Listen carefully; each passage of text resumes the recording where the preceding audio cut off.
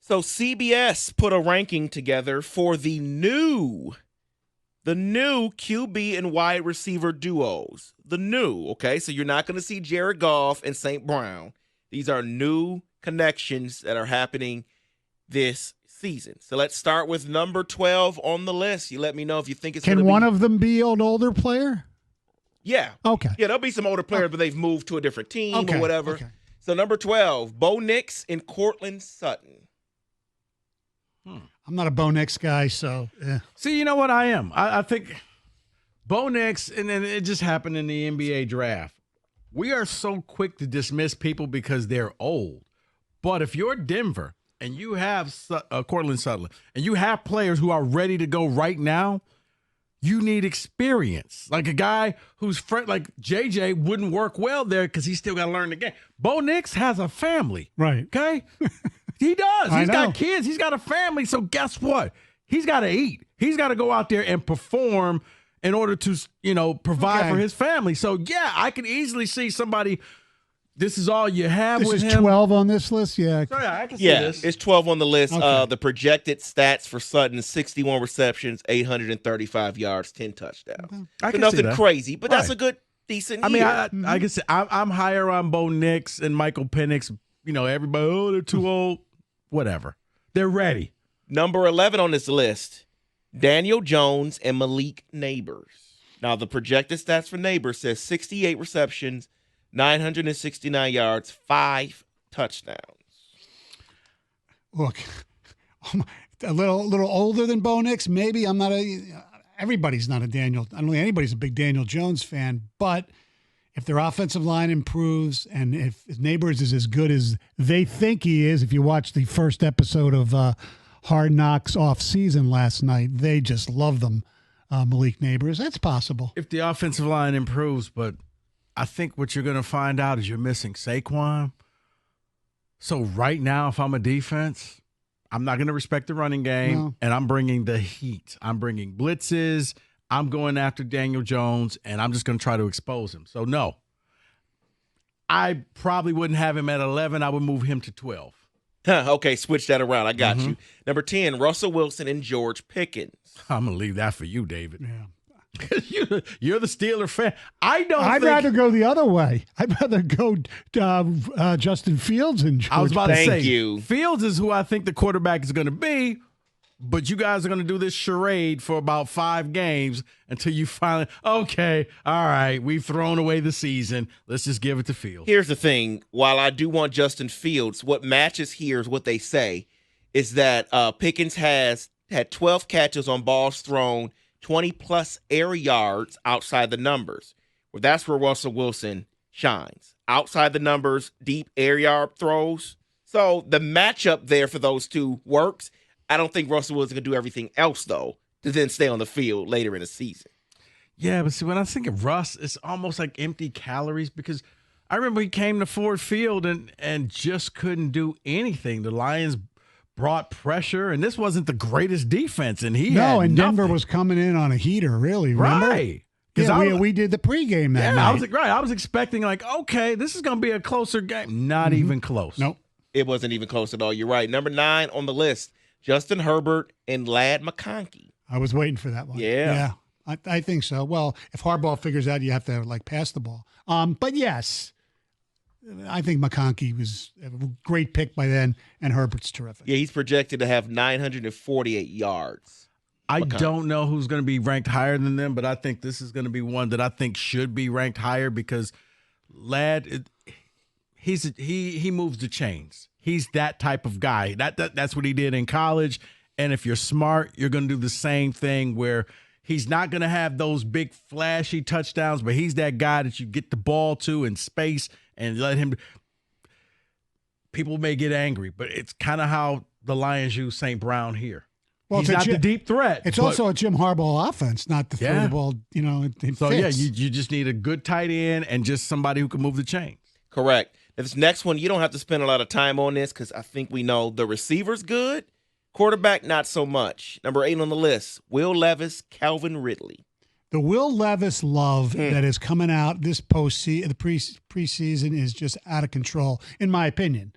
I mean, hopefully for fans of Smashville, they'll be right. But I don't think he's going to be really good. Yeah, I'm with you, Stoney. This is one where they're going to end up finding a new quarterback next season. This is going to be a failed experiment.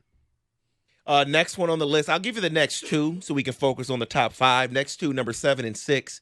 7 is Caleb Williams and Rome Odunze, and then 6 will be Jaden Daniels and Terry McLaurin. Because they're rookie quarterbacks, I would push them down a little bit, but the potential is very possible. McLaurin, I think, is terrific. First of all, I'm moving Herbert up because I haven't heard anybody that should be higher than them. Agreed. They're really pushing this Caleb Williams, Rome Odunze. I like Rome Odunze. Caleb, I think, is overrated. I think when he gets to the NFL, it's going to be hard to read. Like, he did all of these spectacular, fun plays in college, but it was against a bad Pac-12 defenses. Mm-hmm. And he was able to get away with a lot of bad throws that I don't think you're going to be able to do that in the pros. I like the combination. I think over time, I don't see that right now. Not year one. Same with the Commanders. Yeah, Daniels and McLaurin. I don't see this going as well either, because Daniels is going to find out he's very skinny, and it hurts when an NFL defender hits you when you try to scramble. So once you take away his scrambling ability and you force him to stay in the pocket, I'm not saying he's going to be like Lamar Jackson, but I think it may be very similar when you can take away the run. Number 5 and 4 on the list, I think one side of the scale outweighs the other. Josh Allen and Keon Coleman is number 5, and then J.J. McCarthy and Justin Jefferson is 4. Quarterback outweighs on one side. First of all, receiver on the other. J.J. might not even play. Right. Yeah, they've already come out and said it's Sam Darnold. Now think about that, okay? How bad are you that you just finished, basically the OTAs, and they said, he's the starter. It's not we're going to wait and see what happens. JJ, you got to learn. And you can make all the jokes that he doesn't know the plays of the other teams and he doesn't know the defenses. He's not ready. Right. And I think they knew that when they drafted him, too. He didn't have the experience at Michigan when you're going through games throwing 12 to 15 passes. That does not help you. So automatically, I drop him down to 12. Now, Jefferson is good. That's what I'm saying. It outweighs because he's going to be great. No, but see, here's the problem. If you're JJ, can you tell Jefferson, no, you weren't open? No. He's always open. Right. And that's going to be the thing, because Jefferson's going to say, no, I'm always open. He's like, yeah, but Addison was more open than you. No, he wasn't. So that's the thing, is can JJ step in there and say no? Who's the other one? The other one was Josh Allen and Keon Coleman. Yeah, this is all they got. So Josh Allen is looking at Keon like, can you help save a franchise? Yeah. Can you help a brother out? Because we're awful. We lose receivers left and right. We're no longer that team that can go for a Super Bowl. We're just hoping to make the playoffs. And then let's close it out with the final 3 here. You got Kirk Cousins, Drake London. Number 2, Kyler Murray, Marvin Harrison Jr. And number 1, I think it's an easy one, C.J. Stroud, Steph Diggs. Oh, yeah, that's a new one. See, I'm surprised there's one that's not on there. What's missing? And it wouldn't be in top 3, but it would be better than some of the other rookies and things. Mahomes and Worthy. Oh, you're right. That is a new connection. Oh, it is. Worthy's the rookie. Yeah. Yeah, I thought that was Good call on that. I thought that was going to be the first one. That should be, because the Steph Diggs is good until Steph Diggs kind of like Jefferson. When all of a sudden CJ was like, yeah, you weren't open. Yes, I was. No, you were not open. Nico Collins was more open than you, right. So I threw him the ball. Right. Because it's inevitable that Steph Diggs will get unhappy. So, yeah, I'm not a big one of that. Cousins, we got to see how long, but the London thing is good. Who was 2? Kyler Murray. And Marvin Harrison Jr. According to that list, I would put them 1. Yeah, okay. Because I think that Marvin Harrison Jr. is that good that he's going to raise Kyler Murray's play. Revitalize Kyler Murray's career. Well, we make fun of him now. Well, all of a sudden he's going to be like, I finally have a receiver here. But I think Stoney wins.